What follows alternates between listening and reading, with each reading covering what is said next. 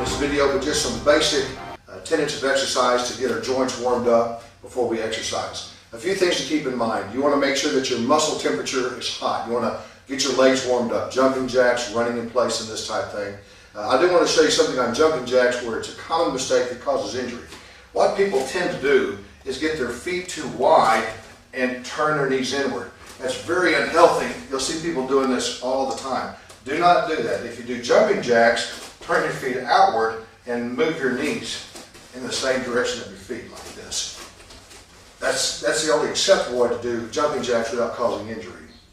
Another thing is you can run in place, you can walk back and forth. I run in circles sometimes, I move around. It's something to increase the muscle temperature, because what that does is it helps the blood to be able to move through your system and to bring the oxygen in the blood to the muscles that you need.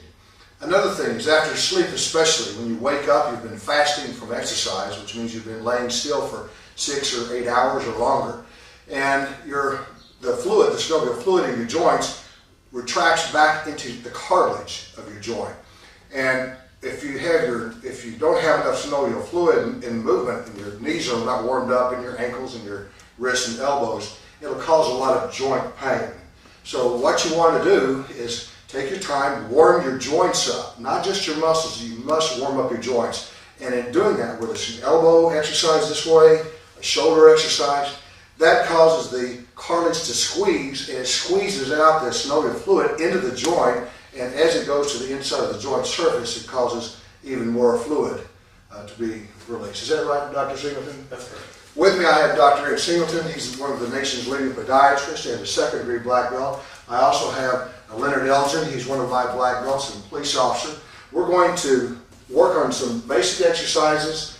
We're not going to be in this program doing very high kicks, but just like you want to be able to run 10 miles, though you may only be training for a 1-mile race, we're going to learn to kick higher.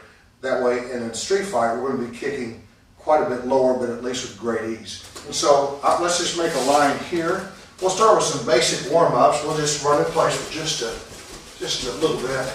We've done some of this already. You're still warm.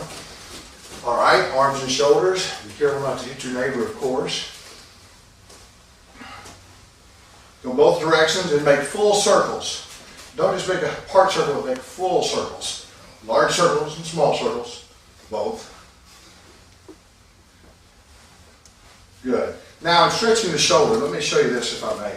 Instead of trying to pull the shoulder, it's easier on this shoulder if I'll just lay my arm across and stretch this way. So instead of pulling the shoulder or pulling the shoulder, I just place the shoulder into this little cradle, and that stretches quite a bit. This is especially important if you sleep on your side, to make sure that you do this one so you don't have shoulder injuries. We're not doing a lot of upper body stretching today. Our focus is on lower body. But let's stretch the joints, the wrists, backwards and forward here. This way, and even this way. Down, back, and each direction. It's very, very helpful because it gets the fluid moving.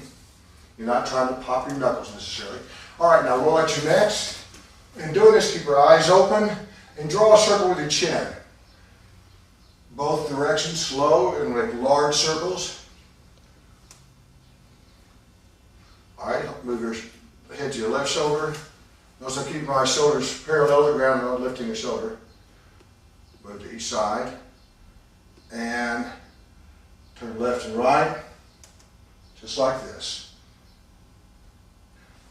I always start at the top and move down. So my head first, and then arms and shoulders. And now from here, twists and rotations. Now watch my feet. Michelle, if you'll show my feet. Don't keep your feet planted here. Allow your feet to move a little bit to keep from torquing. If I keep this foot flat and I turn, I'm going to torque my knee, which is the very thing that most karate skills tend to do to cause injury. So I'm going to let my feet move. My hips still staying straight ahead, but my torque is not going to be on the opposite leg. It gives you a lot more protection. It's very, very safe this way. All right, stretch to the left and right. Always breathe out as you stretch.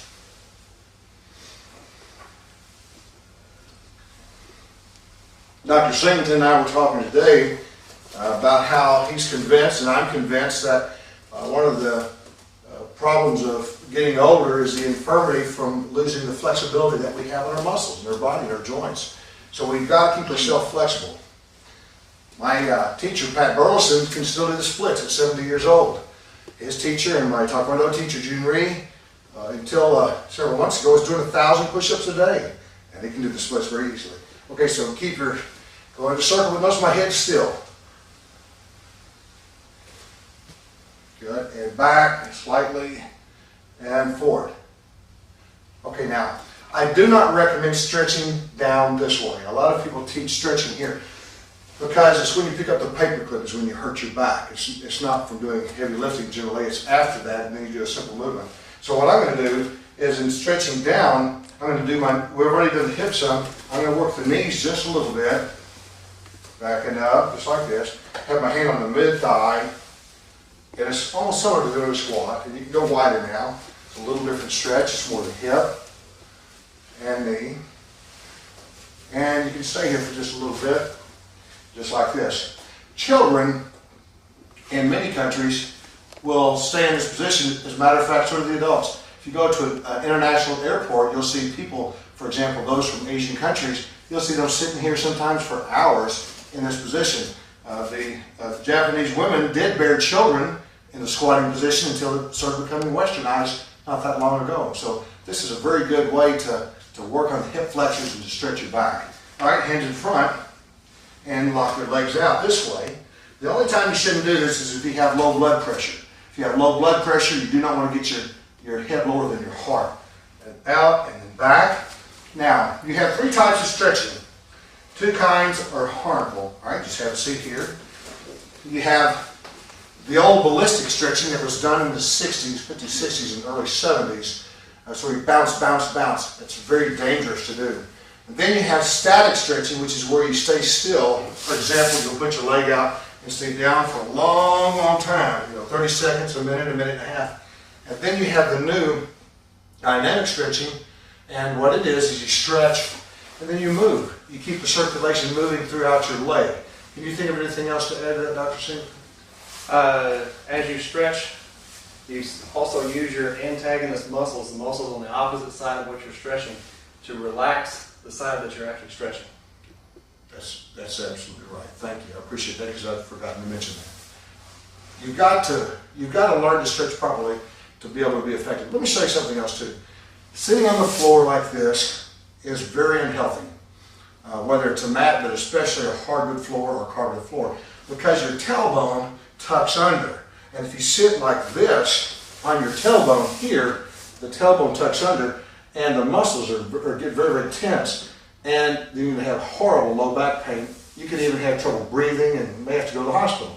So what I do is I scoot my hips back a little bit. This takes the tailbone off the mat. I do not have my tailbone on the mat. And as I'm stretching, I have my tailbone behind me.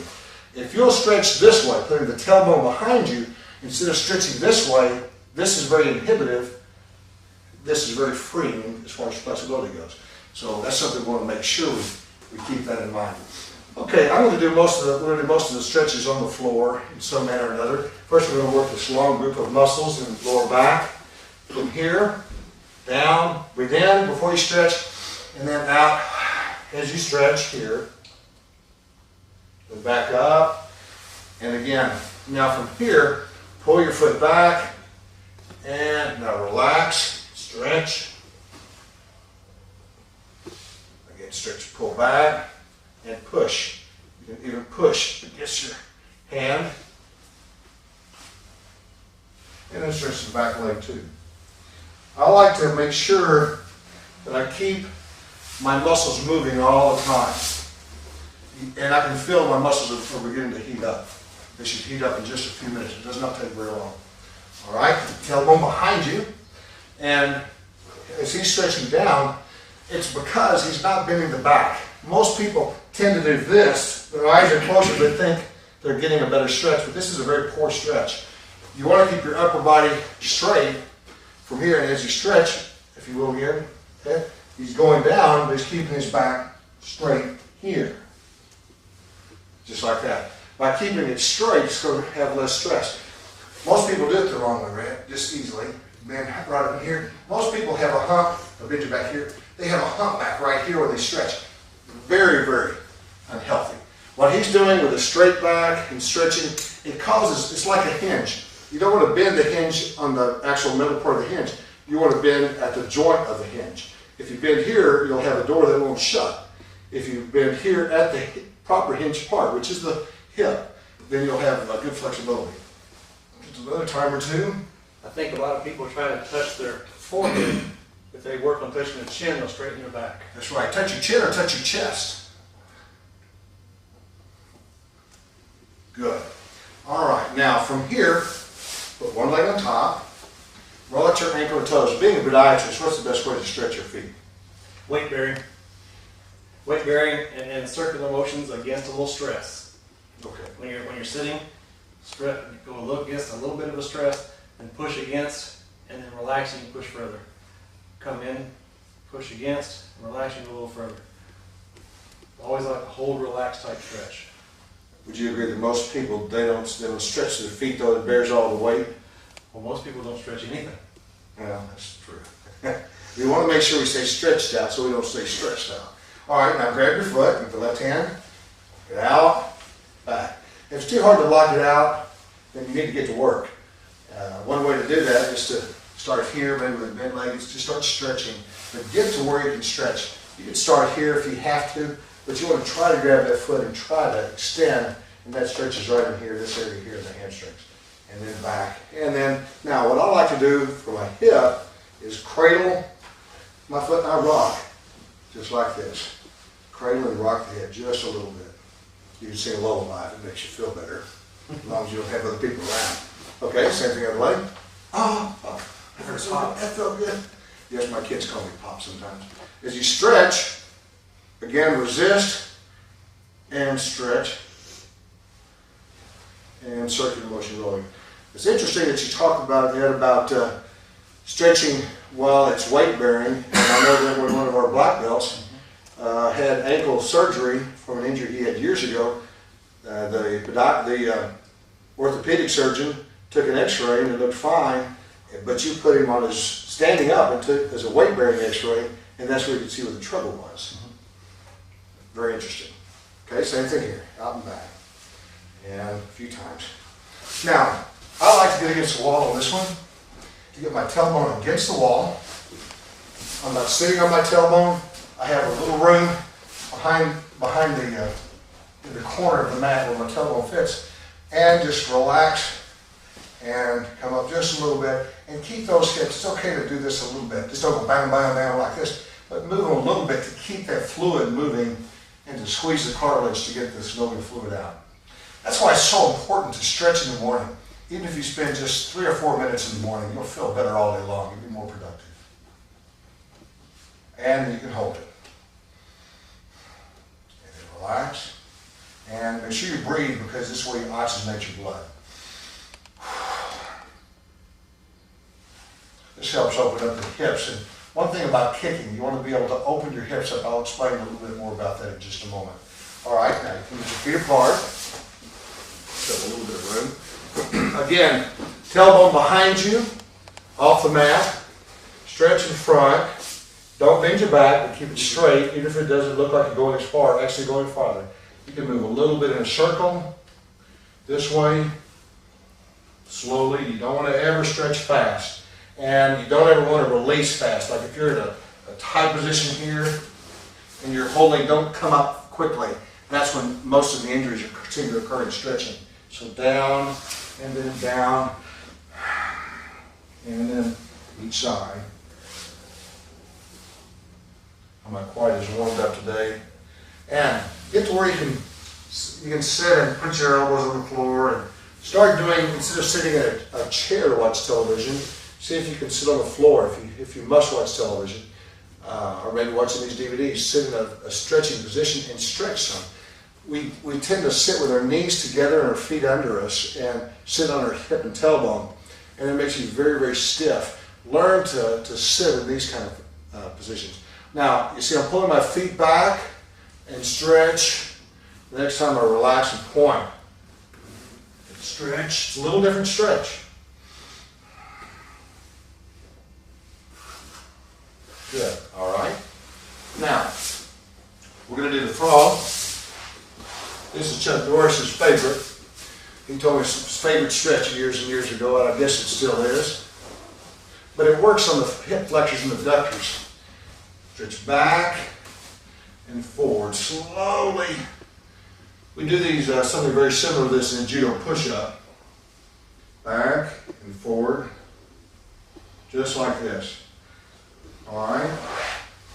Knees under you again, and stretch a little bit from side to side. Keep your joints relaxed and keep them moving. All right. This time, in this position, stretch, head neck stretch. Okay, and stretch up. This time, arch your back this way. Here and here. Now, upward dog is here. It's a stretch and look up, really. And then I'll back down, up, back down, up. Now the balls of your feet come up this way and stretch. And then back down and stretch. This time, it's like a kneeling position, like this. But this will help prepare you for splits. Front splits it is. Come this way, down, and then back.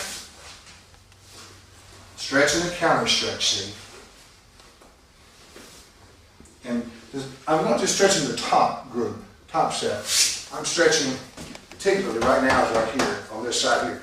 We just really neglect our hips as Americans. We don't do enough stretching. Most people, the only movement their legs do would be walking, lifting their foot on top of the knee to tie the shoe, possibly climbing the stairs. But karate people like us, we tend to turn light switches on and off, open and close doors and refrigerator doors. It's always better when you go to a public restroom, you can flush the toilet with your foot this way. Turning off the handles. It's really tricky to get the ceiling fan light if they have the little string, but you can try.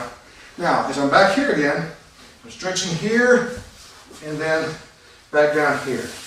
Do both sides a few times. Notice I have my hands here. You guys are doing it this way. I do it this way because I do a lot of Brazilian Jiu-Jitsu.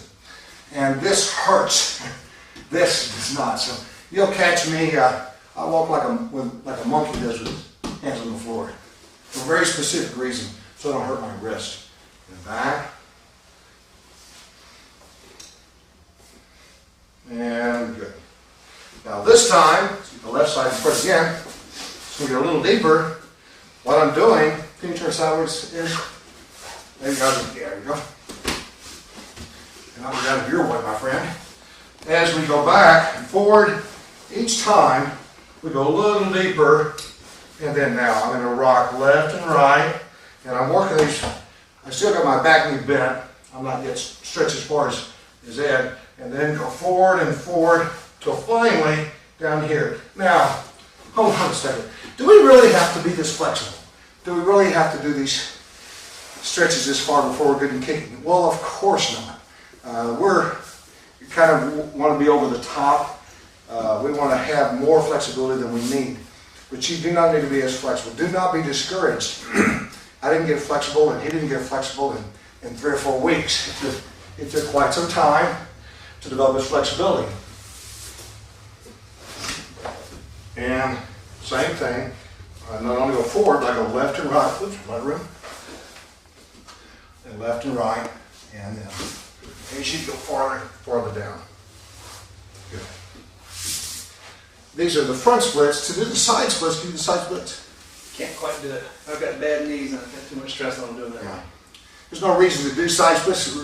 You don't have to go all the way to the front splits. But if you'll start stretching these hips and stretching the adductor and abductor muscles, then it'll make a great difference in the way that you do your martial arts. I think that frog stretch is real good. The frog stretch is good. It gets the adductor muscles, the gracilis, the groin muscles. It helps with all these flexion muscles. And Well, one more that we did not do, and we can do it standing or sitting, but here is to stretch the quads, this part here. We neglect that part oftentimes. You want to stretch it behind you, or I'll be on the ground, I'll show you from here, and stretch behind you. And then I'll stretch back up. Behind this way, and then back up. That's a terrific stretch.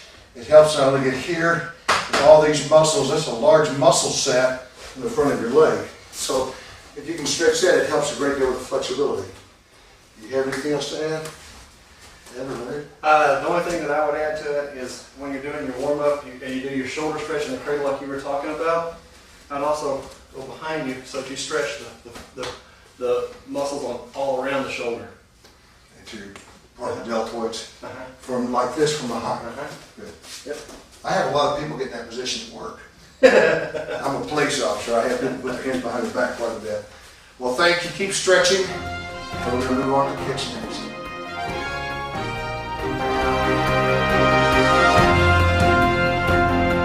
My name is Richard Morris, and we're going to go forth with the kicking. Now, I'm going to shake up some martial artists, and I'm going to be teaching how to do things differently than it's been taught for many, many years. I want to give you a couple of reasons why I do things differently. One is I'm 50 years old. I don't do things the way that I did when I was 25 or 30. When I was world famous for doing a jump side kick, jumping up 7.5 feet in the air, if I were to add up how old I was then, certainly it could almost be my grandson. I could almost be my own grandfather. So that's not healthy to jump up and down, and especially now I'm over 200 pounds. I want to show you how to do some things that will protect your joints. In martial arts years ago, before as the founding of the martial arts began, centuries ago even, they did not have mats. Mats didn't come into being until about 35 years ago or so. Most schools didn't have mats until the last 10 years. And so the mats pose a specific problem, because when you have a mat, your feet sink down into the mat, and as you rotate, it's going to cause terrific injury. What concerns me is that so many karate studios and jiu-jitsu studios and wrestling studios and aikido and jiu-jitsu and all these martial arts schools today, taekwondo schools, I'm going to try to say it a little slower, is that they do things that cause great risk to the joints. That's one reason why you see the advanced class getting ready for sparring, they'll put on a knee brace on each knee. Well, that's unnecessary and it's certainly unhealthy. We're going to talk about several things today, and I put it on the board to help give us a start. We have 3 different types of strikes. We have a thrust, which is thrusting or pushing straight ahead, much like thrusting, punching. A thrust could be downward. It could be in front, like a front stomp, backwards, like a back kick, or sideways as a side kick. Those are thrusts. And then you have an extension. An extension is when you extend your arm, or the equivalent with the leg would be an extension with a round kick or front snap kick, because you extend your leg. Well, the opposite of extension is flexion, such as a heel kick, this way, coming in. It's used very little in street fighting. We're going to touch on, as we go through this series on kicking, not just kicking and how to do the kick and how to move in the kick, but how to use these kicks in a practical application out on the street. Everything that I do, I focus on how could this help me were I to be in a street fight. On thrusting, you rock in and out for movement. You should never rotate on a thrust. If I thrust with a side kick and I rotate, I miss.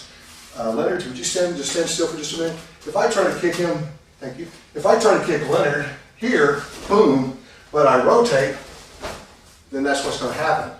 A thrust should either rock in or rock out. Now, what I'm saying here is, if he's coming towards me, kick, just walk toward me, I could rock out, or if I'm moving toward him, boom, I could rock in. So thrusting kicks, whether it's a back kick or a side kick or a front thrust kick, it's either rock in, or if they're coming towards me, boom, rock out and set up for the next one. Extension and flexion, just like with hand strikes. Would you come back out here again? And turn sideways. If I were to kick him, I don't want to thrust this way because my force is going the wrong direction. So what I do is I'll increase the power by rotation. So here I will actually rotate into the extension, or rotate into the flexion. So that's when you rotate the body that is moving this way. I talk and teach everything from a natural position. A natural position is very important. For example, if I fight left side out, if you saw the earlier series on self-defense, I fight from a shielded position, which is natural. If I'm here, the problem I have is I can't move naturally with my feet. This is very unnatural. It's not how we walk. Especially deep stances, it's not how we walk. This is unnatural, walking here. Skipping, bouncing, hopping, jumping is unnatural. Miyamoto Musashi of the 1600s said, we should not skip, hop, bounce, or jump. We should walk like we fight, and we should fight like we walk. Well, I agree with Musashi. It's more practical for a street fight, especially, but even for sparring in class. As I'm fighting, I want my hands in a natural position. If I have my hands here, and my body is turning sideways, a typical bladed position from American boxing, which is here, or Taekwondo or Karate, which is more in this area or even in here, my arm does not come back that way unless I compromise the integrity of my axis. My arm is it just doesn't go, it's not designed to go back this way, like that. So that's why Karate people and Taekwondo people are always getting hit in the face. Instead, I'm here, and I have my hands in front, and I have the typical shielded position where my feet are in front, and I can walk forward, walk in, and I can walk backwards. Again, that's a typical shielded position that I do. Now, when we walk, we should walk with our feet parallel. This is very natural. So if I'm doing say a front thrust kick, I want my feet to be parallel as I walk. And as I'm walking back, if he comes toward me, boom, I can still kick here and move backward. If I'm doing a back kick, most people will do this. And I've taught this for years. The problem with this is very unnatural, and I'm torquing my body here and twisting it right at the floating ribs. It's very easy to have an internal injury or get some broken ribs here. So this also, if my head's here and I get hit this way or this way, there's too much torque on my neck and I'm going to get hurt. I'll get hurt. So what I do is if I'm kicking behind me, I look this way. And I have my hand here. Not here, but here. It still protects my ribs, but I'm in a very natural position. For example, if I'm in a side kick, I'll come here, or back kick, and move in this manner. But this is natural. See, my feet are walking in a natural position. This is much more powerful than it is if I were to do like the typical karate school, which is here. Stepping here, and then coming, see, this is not natural, coming from here. What I do is I walk, and I'm in a natural position to hit. So we fight in the way I teach in a natural position. If you have someone sitting sideways, I do a round kick. 85 to 90% of the people do round kicks in a karate school or Taekwondo school. Taekwondo more so than karate. And since most people are doing round kicks, they turn sideways and they say, we're making a smaller target. But I've got some news for you. If you turn your stomach away, since the round kick is an extension kick, you're giving them that target. But if I stand here, since we know like it's sparring in schools, if I'm in this position, they're not going to hit me with the round kick. Would you do this for me? Go ahead and hit me with several round kicks. Go ahead, please. Either side. Now I want you to notice how fast I'm blocking and moving. Just by staying in the position here, I'm able to use my forearm as a shield, and it cuts the muscle like using the ulnar blade. You can go as many times you want, as hard as you want. I have. He's already done that. But and if he goes high, real high, let's see, he's keeping head high, I come underneath. And I'm not trying to lift and throw him, but I'm trying to catch him on this muscle on the inside or outside of his leg. I move very little. And so I fight from here, and it's very uncomfortable for people who do Taekwondo because they can't hit me. And it's not that I'm fast, it's just that I'm in a shielded position, such as being behind a shield.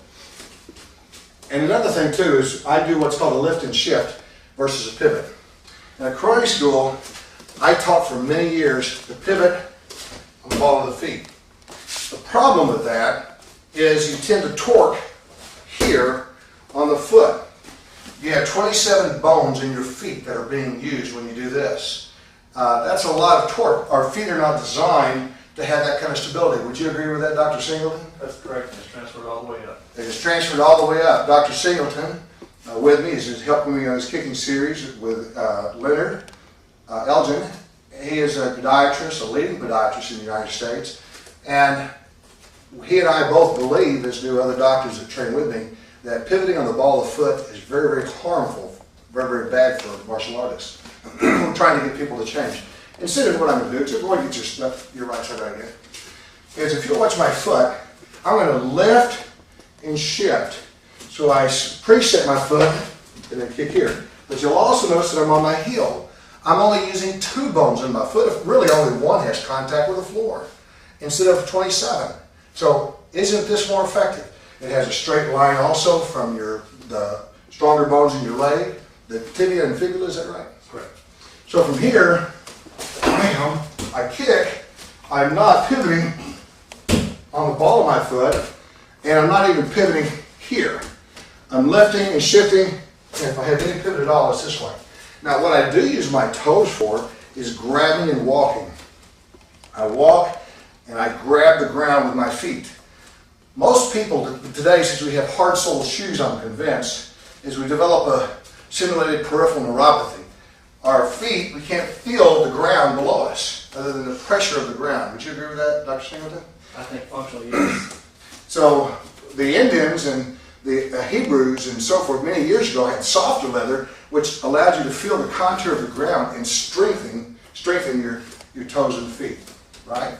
So we want to be able to feel the ground, still be protected. That's why we wear the soft leather, but we can still feel it here. Now, that was on a round kick. A front kick is the same thing. From here, I roll, thrust in, it's like this. But see, I use my heel. Most karate people try to keep their foot flat. And me, I roll and let my feet work more in a natural way, this way. On a rear leg kick, a rear leg side kick, a rear leg ground kick, it's the same thing. If I'm here, and the most dangerous is not on the ball of the foot, but keep my foot flat. If I came around here, Dr. Singleton, how would you explain what happens here?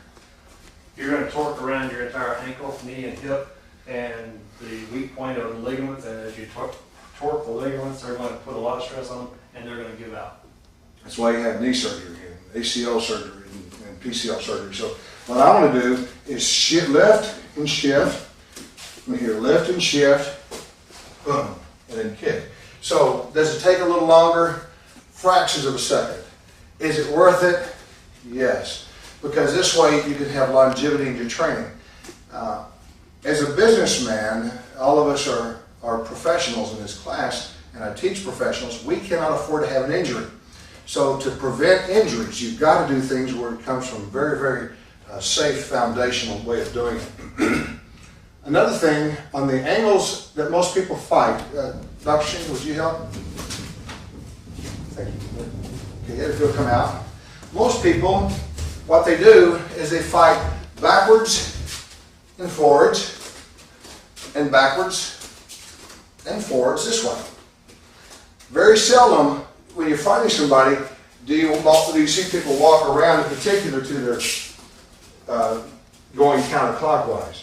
Generally, people move clockwise. But when I'm fighting, I want to be able to fight anybody and kick them not only within this circle of influence that I have here, but also anywhere in this range.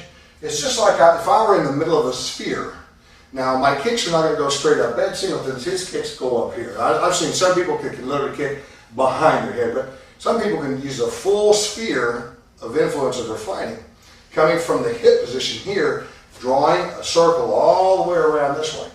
What I do is I keep my kicks generally no higher than, street fight no higher than here, unless their arms are back, and then that's a gimme. Then you can get them in the midsection.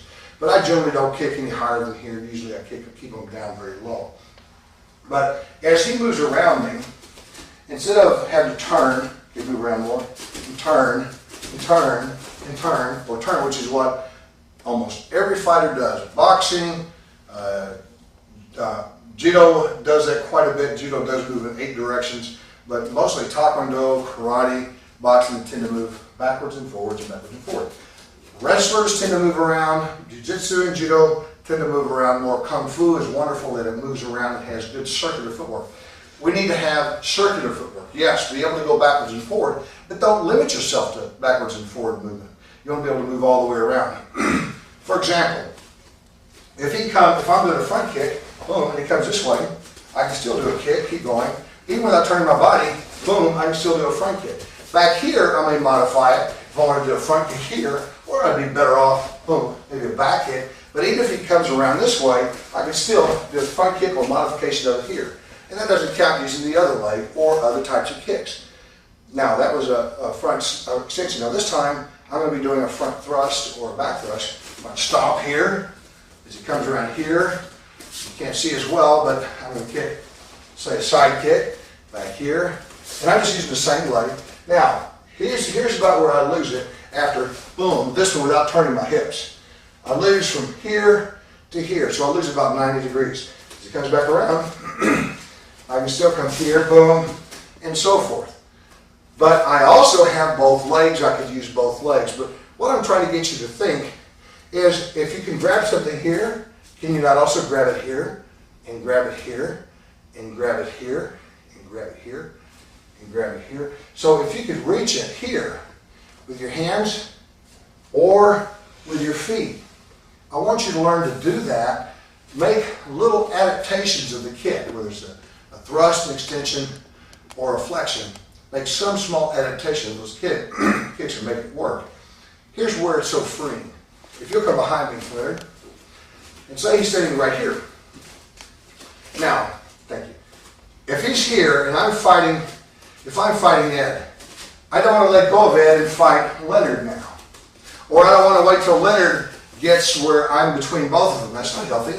So what I'll do is if he comes in this area, he's reaching for me. Now, boom, I can strike here and still keep my control here this way and come get him here at an angle. If he's on the other side, even with that same leg, boom, I can kick here, or this is fun. I love it. Or kick here. I love this stuff. Isn't this great? Yes. Yes. But learning to kick everywhere within that sphere, it's like a compass. Like this is a part where the spike goes down, then you have a pencil. Anywhere that pencil can draw around here, you should be able to kick. So I want you to learn to move around. Let me show you something about American boxing. We're going to not talk much about boxing, but talking about moving in a circle. Most boxers tend to do this, like this. They'll move this way or backwards and forward. But they'll move here, then they'll go straight in and out. Do you know why American boxers generally do not come back this way?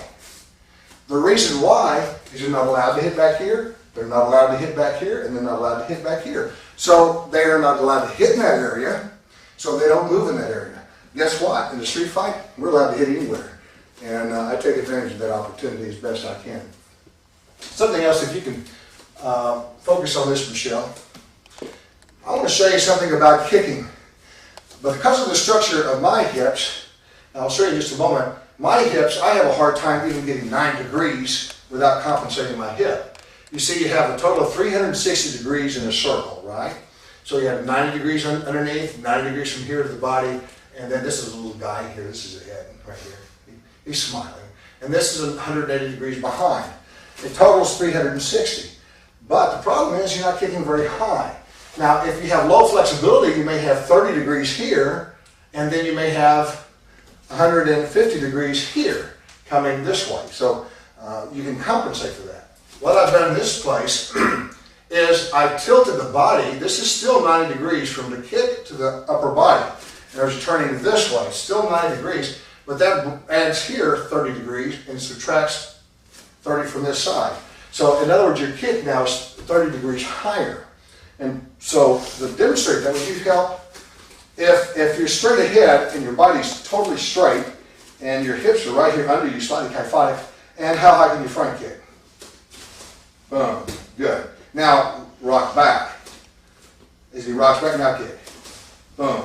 He kicks up here with greater flexibility. Okay, go forward a little bit, more kyphotic. Now kick without rocking your hip. It's hard to get higher than 90, see. Now rock back a little bit and just open your hips up. Now do it. boom. Same thing for a side kick. You'll turn or back kick. From here, if he just kicks and keeps us straight, you see it's very hitting. You can hurt your back, you can hurt your hips. This is very unhealthy to kick this way. Instead, rock forward just a little bit, and what you're doing is you're decreasing this angle here and increasing this angle. Now kick. And what it does is still 90 degrees, but it gets up to my head instead of kicking at my waist. People try to kick higher by lifting their leg up more, and that's not always the natural thing to do. So in natural fighting, it's just about changing the angle to make it more natural as that you move in. Just briefly as we finish, we have 5 ranges that I teach in fighting. The first range is the grappling range in here, like when we're doing the jiu-jitsu or judo. This is a 1. And then this a 2 is like forearm strikes, elbow strikes, knees in here. Now I can still do a kick, a front kick, and still, if I were standing back, that would be a 4. But this, I can even do this from a 2, maybe even from a 1, because I'm going such a straight angle down. It's a different vector. If I'm back here, I'm too far. I'm more at the punching range. This is what I call a 3, but it's also a good range for coming to the side. We kick the legs here for coming to the side, wham, this way, or to the ribs, or to the body if it were a round kick. Now, or a low front kick or low stomp here. If I were this far away, this is a 4. It's too far for me to kick the legs this way, but I can kick the front part of the body this way, or a side kick, any of these kicks in this manner. Because it's too far to reach here, but it's just enough for a kick. And then a 5 is when I'm too far away from the kick. And so what I have to do is either rock in to kick, or I'll have to step in and kick this way. I'd like to touch on one last thing, and it's not on the board, but it's called position 1. It's a term that I coined 25 years ago. I was a 5th degree black belt at the time, and I found that a lot of people had trouble finding that sweet spot to stand to be able to make a technique work. Well, in kicking, as an elementary kicking device, it's 1, 2, 3, or it's 1, 2, 3, 4 count. But this is 1, when you're just at the right range here. So what I want to do, if you'll just get back just a little bit here, this part here is my 1. There. This is my 1. So if I'm in this right position, I can kick, say a groin kick. If I'm too far away, I simply have to step however I want to, but get to that right range for 1. So that's my position 1. If I have the other side out, then I'm going to step a few times, it doesn't matter. Or if I want to rear leg step and then kick. If I want to jump, it's just in the straight line here, up in the air, keep it in position 1, and kick. If I'm too close, I'm going to get to 1, kick. Some people, they forget about moving backwards kicking. Joe Louis made it very clear in 1971. He did a seminar at Pat Burleson's school. I could not afford the seminar. It was $10 at that time, or $8. But I had other people tell me what to learn. I still remember everything he taught because I wrote it down and I remembered it. And Joe's my friend, so I've talked to him about these principles many times since then. But he says you should be able to do, instead of 1,000 kicks, you should be able to do 2 or 3 kicks. Do those kicks from any angle, backwards, forwards, up, down, all the way around.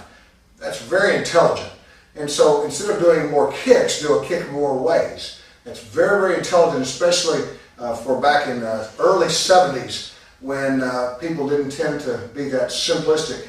It's simple, but it's not common. It's uncommon knowledge. And a lot of that he developed from training with Pat Burleson, from Bruce Lee, Chuck Norris, and many others who train in the martial arts together as a team. So if I'm fighting, if I want to get to that position 1, a front kick would be here. Here's that line, a little spot. Would be at this distance. Position 1 for a punch is always judged by not the front foot, but where the back foot is. See, this I can't reach, but I can't hear either. So you have to be in a good relationship to where your feet are. This is a 1. If I'm doing a side kick, it would be here for the kick, or it would be on this side, here, or here for the kick. And I'm at that right range. if you'll think about these concepts and principles as we go through the classes, we're going to move forward now, and at the classes we're going to be going through the different types of kicks. The next class I'm going to demonstrate all the different types of kicks, and then we're going to be moving forward. Thank you. This is Richard Morris again. We're going to be working on kicks, and the first is going to be the thrusting kicks, are the most powerful kicks. A thrusting kick, we have a stomp, we have a back kick, and of course a turn back kick. We have a side kick, you can also do a turn side kick. We have a front stomp, and we have a front thrust. Now the front thrust is with the ball of the foot, and it's different than the front snap kick. It's a different kick. The front stomp you don't see in most karate schools or taekwondo schools, but it's an ancient Japanese kick. It's very, very powerful, and I think for fighting, especially street fighting, it's just absolutely a critical kick to do. So we'll begin now. All right, Dr. Zeman, can I borrow you first, please? And doing the kicks, I'm going to show you the thrusting real quick and the stomp. A stomp, we're very familiar with what a stomp is. It's stomping down the ground this way. So it's like lifting your knee up here and down, just like this. You don't kick forward and you don't come back. It's aim with your shin through your knee to your foot, boom, and down. But a stomp doesn't have to just go down. You could lift it up here to do what's called front stomp, coming here, aiming, kicking this way. It's a very powerful kick this way. And you can break the leg. You have to be very careful. I do kick the legs in the street. In class, we have very light contact with the legs because we cannot afford injuring anyone in this class. But you also come here to the soft area, to the groin area, just inside of the hip, and hit them in this structure. And the leg is particularly powerful too because you have the femoral artery, the femoral vein, the femoral nerve. Why is it so important to be able to kick from there? Because you can destabilize the entire leg. You can make the whole thing go numb. They can't use it anymore. It takes away their weapons. Absolutely. I've also kicked people in the femoral triangle and caused them to go into shock and knock them unconscious. Right. Why is that? You have a reflex from your arterial supply that responds to that sudden impact of the pressure, and then all the arteries will start to open up and just bottoms up the blood supply, the blood pressure. You can also tear the artery, and they're going to bleed out or exsanguinate. And that's not good for them. That's bad. That's bad news. I use the kicks to the legs in the street fight because if I kick up high, you can grab my foot, and that's not very good for me. Especially as a police officer in uniform, I'm very inhibited as to the kind of motions I can make with the gun belt and the vest, which doesn't let me bend and so forth. So I do a lot of, in the street fight, I do a lot of leg kicks. The next kick is I'm going to go on. We have the stomp, and then we have a back kick. A stomp is here. A front stomp is here, aiming through the hip, through the foot, and my knee is higher and goes this way, or I can turn this way, turn my foot and go out. A back kick is the same kick here. I can kick low, or I can step forward some. By the way, if I'm here, I can be close. If I'm here and I'm kicking about the hip level, that's my farthest kick. So I need the greatest range for that kick. It's just like a compass. If I have it down here, it's far, I can be close. Now I have to be farther. You see how my arm forms a circle? The leg does the same thing too. It forms an arc from the hip because the leg continues the same length. So it's going to be a different range depending on the height of the kick. This is the optimum range, the farthest range, but as you go up higher, just like it drops low this way, it also changes the angle this way. So to do a high kick, a head high kick, you have to get up close enough here for them to, and they can punch you. They can punch you while you're doing a head kick. And you wonder, how can they kick me, how can they punch me while I'm kicking them, even though the legs are longer? Well, it's because you've increased the angle so greatly. So you want to consider that as you're doing, if you want to do high kicks. A side kick is simply a modification. A back kick comes from here. Years ago, I taught it here, and then to here, and then out, and then back up here. A friend of mine, Ray McCallum, world champion, one of my contemporaries in karate, said, "Why do you do that? Why don't you just start from here?" I said, "Because I wasn't taught that way. It's wrong." Well, why was he world champion? So Ray McCallum, the day he taught me that technique, he broke 4 of my ribs, and I became a believer. So this kick, and it's a very powerful kick. Raymond and I used to fight each other all the time. He'd win half the time, I'd win half the time. The guy's a phenomenal fighter, especially his kick. So I learned this from him. aim here, boom, and go back. He learned from another one of my friends, the late Demetrius Hernandez. Now the side kick, the greatest difference in the side kick and the back kick is the back kick, your back is facing them, the side kick, your side is facing them, and the front kick, your front is facing them. It's pretty easy, isn't it? So I'm facing on my side. A side kick comes up this way. It's the same kick from a different vector. So I'm coming up now this way and kicking out. Up and boom, and hitting with my heel. I see many people do a side kick this way as an extension kick. Remember, extension is to lock out. This is an unsafe way to extend because the knee doesn't go that way and the hip doesn't go that way naturally.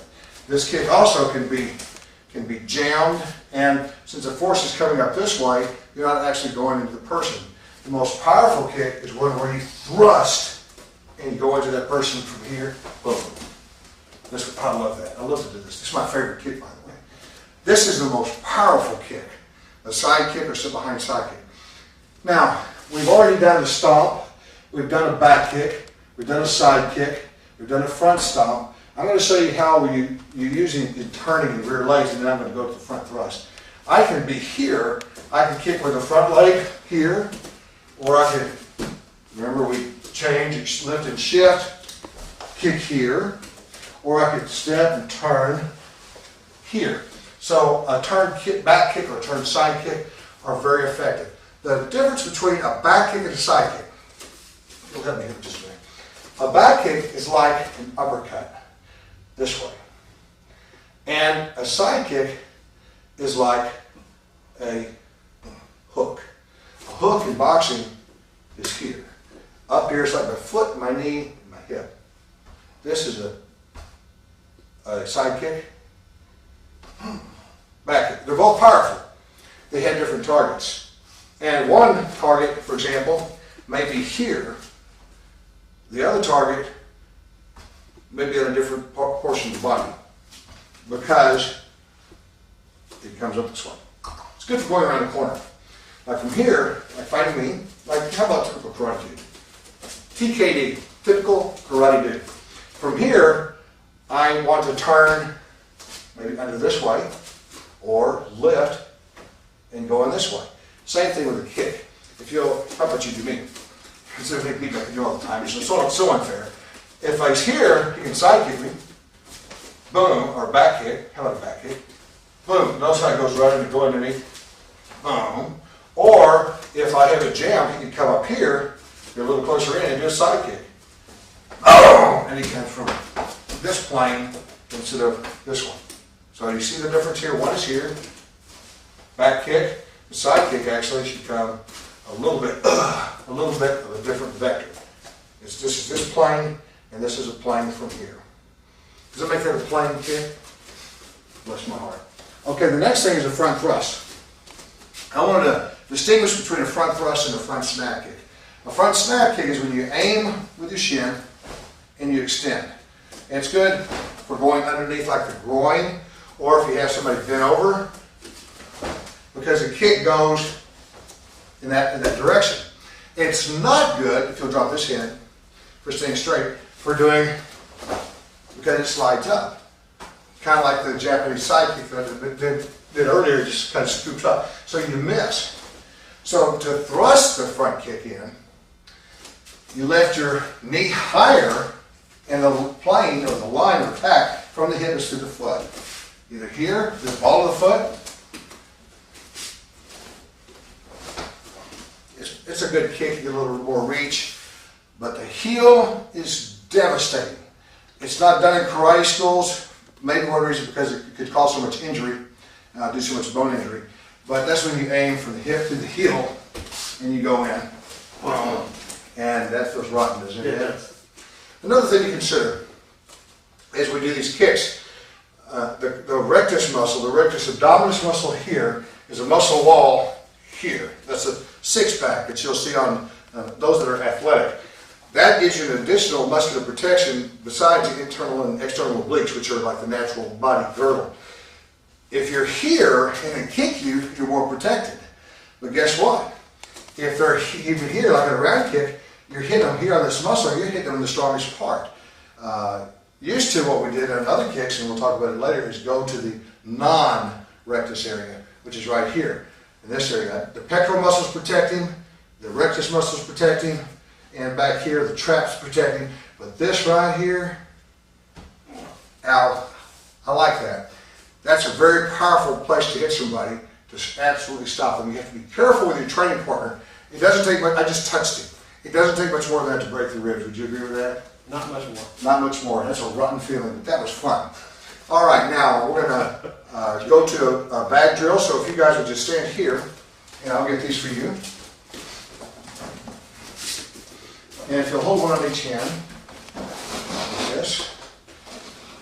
There we go. The way you hold the bag is very important, so you don't get hurt.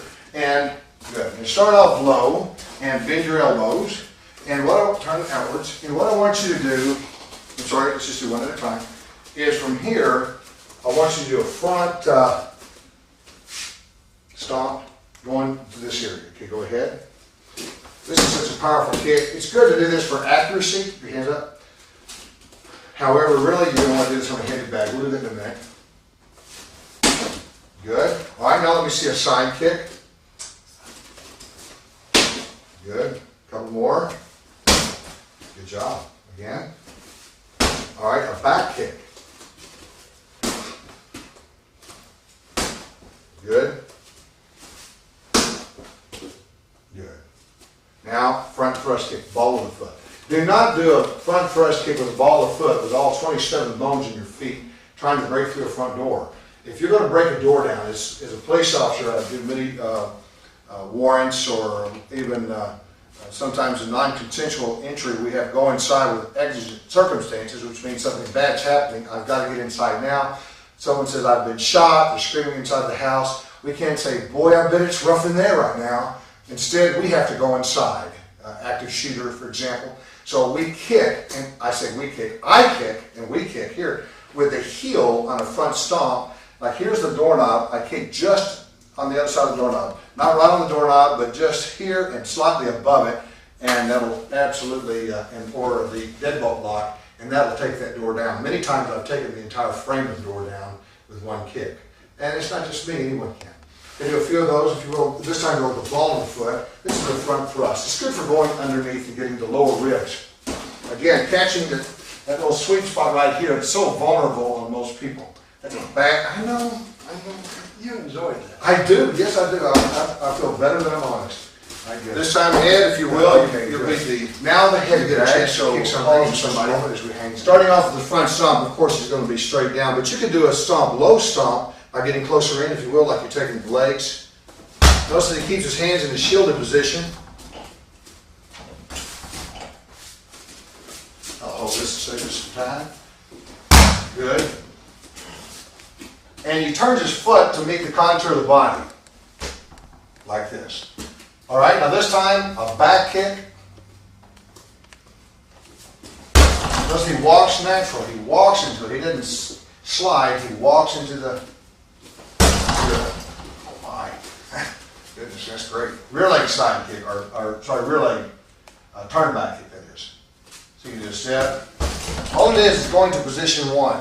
Remember, position one is here. So it doesn't matter how you get there. You can get there from turning to kick, or you can pick up and kick, or you can step back and kick, or you can jump up and kick, or you can rear leg and kick. It's all about being in that position one. All right, this time a side kick. If you saw some combinations of side kicks in it. Good.